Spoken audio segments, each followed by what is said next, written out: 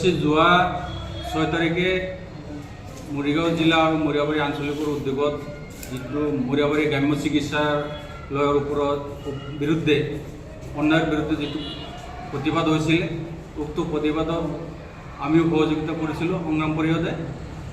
মৰিয়াবাৰী চিকিৎসালয়ত যিবোৰ দুৰ্নীতি আগৰ পৰাও আমি প্ৰতিবাদ কৰি আহিছোঁ, চাই আহিছোঁ, আৰু বৰ্তমান যিজন গ্ৰাম্য চিকিৎসাৰ ইনচাৰ্জ আব্দুল সালাম তেওঁৰ নেতৃত্বত যিবিলাক দুৰ্নীতি হৈ আছে, ইয়াৰ বিৰুদ্ধে মানে বহুত প্ৰতিবাদ আগতেও হৈছে আৰু বৰ্তমানলৈকে দুৰ্নীতি চলি আছে। আজি চাওক, প্ৰত্যেকজন পেচেণ্টৰ পৰা 10 টকাকৈ লৈ সেই টকাখিনিৰে মেনেজমেণ্ট কৰাৰ ক্ষেত্ৰত মানে তেওঁ কৈ আহিছে, আৰু RKS ফালৰ পৰা বছৰি 5 লাখ টকা অহাত সেই টকাখিনিৰে হয় গ্ৰাম্য চিকিৎসালয়খন উন্নতি কৰাৰ কাৰণে তেওঁ মানে ফিতাহী মাৰি আহিছে। কিন্তু চাওক উন্নতি, আজি চাওক কাৰেণ্টৰ মানে কোনো লাইটৰ ব্যৱস্থা নাই।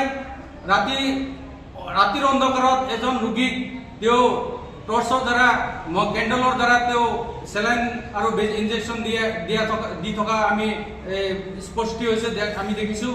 কথা হৈছে উন্নতিটো ক'ত হৈছে? আজি ৰোগীৰ পৰা যে 10 টকা লৈছে, প্ৰত্যেকখন স্লিপত 10 টকা লয়, সেই টকাখিনি ক'ত যায়? এই কাৰ পকেটত সোমাই 10 টকা?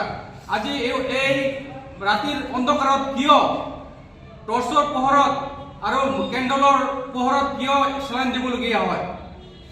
এই টকাখিনি কোনে কাৰ জেপত সোমাই আছে? এইবিলাক দুৰ্নীতিৰ ক্ষেত্ৰত যিটো প্ৰতিবাদ হৈছিলে, সেই প্ৰতিবাদত আমি সহযোগিতা কৰিছিলোঁ সংগ্ৰাম পৰিষদে। কিন্তু ইতিমধ্যে তেওঁ আৰু এটা ডক্টৰৰ মানে যিটো ফলকত তেওঁ গাইনলজিষ্ট বুলি লিখা, স্পেচিয়েল বুলি লিখা আছিলে, আৰু তেওঁৰ যিটো প্ৰেছক্ৰিপশ্যন শ্লিপত লিখা আছিলে DMS ডিপ্ল'মা লিখা আছিলে। আমি কৈছোঁ যে গাইনো স্পেচিয়েলিষ্ট আৰু DMS কোনটো, মানে আমিতো ডক্টৰৰ হেৰিৰ বিষয়ে আমি নাজানো, এইটো মানে তদন্তৰ বিষয়ে আমি কৈছিলোঁ যে বস্তুটো তদন্ত কৰক, গাইনো স্পেচিয়েলিষ্ট আৰু DMS বস্তুটো একে হয় নে নহয়। কিন্তু এই কথাত তেওঁ দুৰ্নীতিৰ কথা মানে তেওঁ লুকাবলৈ, দুৰ্নীতিৰ কথাবিলাক মানে তল পেলাবলৈ তেওঁ এইবিলাক DMS আৰু গাইনোলজিষ্টৰ ওপৰত তেওঁ মানে যোৱা মানে এটা কাউণ্টাৰ মানে প্ৰতিবাদ কৰিছে। তেওঁ এইটো কাউণ্টাৰ প্ৰতিবাদ দি তেওঁ মানে দুৰ্নীতিৰ বিষয়ে গাপ দিবলৈ চেষ্টা কৰিছে। আজি চাওক, যোৱা কেইদিনমান আগত এজন প্ৰসূতি ৰোগক ডেলিভাৰী কেছত এজন হেৰি কৰাৰ পিছত তেওঁক ভালকৈ চাফা কৰি দিয়া নাই, আৰু এই মহিলাজনী ঘৰত যোৱাৰ পিছত মানে পোক হৈ গৈছে, কিন্তু ভালকৈ চাফা কৰি দিয়া নাই।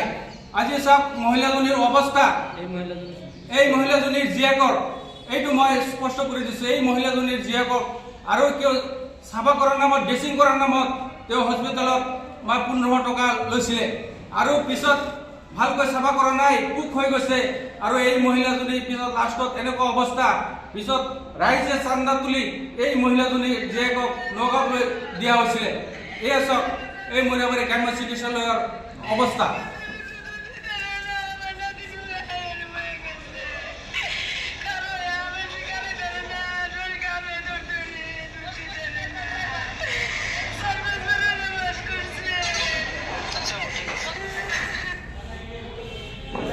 পিছত চাওক আমি ৰাইজে হাৰি চান্দা উঠাই দিয়ে এইজনী মহিলাজনীৰ জীয়েকক আমি নগাঁও নি মানে উন্নত মানৰ চিকিৎসা কৰাই ঠিক ঠাক কৰিবলগীয়া হৈছে। সেয়ে চাওক, এজন গ্ৰাম্য চিকিৎসালয়ত তেওঁ যদি ইমান মানে গাইনলজিষ্ট মানে আছিলে, এই মহিলাজনীৰ জীয়েকৰ অৱস্থা এনেকুৱা হৈছিল কাৰণটো কি, কিয় হৈছিল? এইটো আমি মানে তেওঁক মানে স্পষ্টীকৰণ দিবলৈ মই আজি সংবাদমেলৰ সৈতে মই দাবী জনাইছোঁ।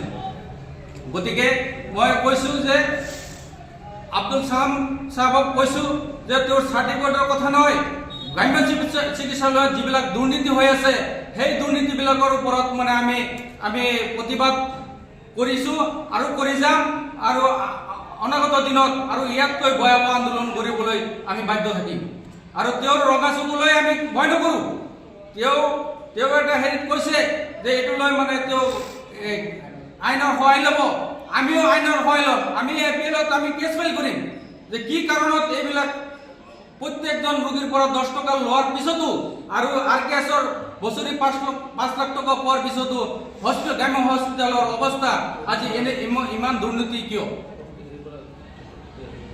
আৰু পহতি ৰোগীৰ পৰা কি কাৰণত কিয় আজি টকা ল'বলগীয়া হৈছে? আজি গ্ৰাম্য চিকিৎসালয়ত মৰিয়াবাৰী বৃহত্তৰ অঞ্চলত একমাত্ৰ এই চিকিৎসালয়, আৰু এই চিকিৎসালয় অহাৰ পিছত দুখীয়া ৰাইজে কিয় সেইখিনি ব্যৱস্থা নাপায়?